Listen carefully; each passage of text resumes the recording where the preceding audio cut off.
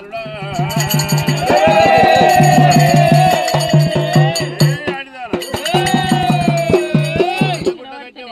చేతి కాదు చెట్టులు కూడా పొడిగలేదు సైతం కాలు పెట్టినా గయ్యాడి కులం ఉన్నది నువ్వు నీ పేరు నాకు చెప్పవే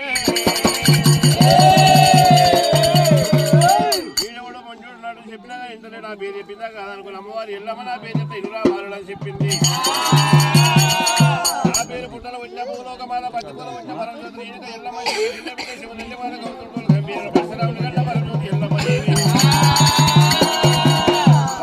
గంభీర రేగుల్లో వచ్చిన రేణుక ఎల్లమ్మ రామ రామ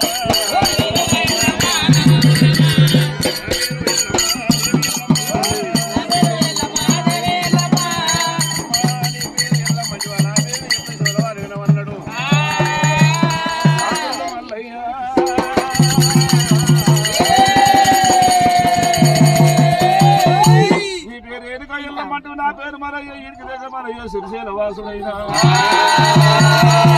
శ్రీశైల వాసులు శివుని కుమారుడు పార్వతమ్మ కొడుకు పరమాత్ముడు మల్లయ్య నా పేరు మల్లయ్య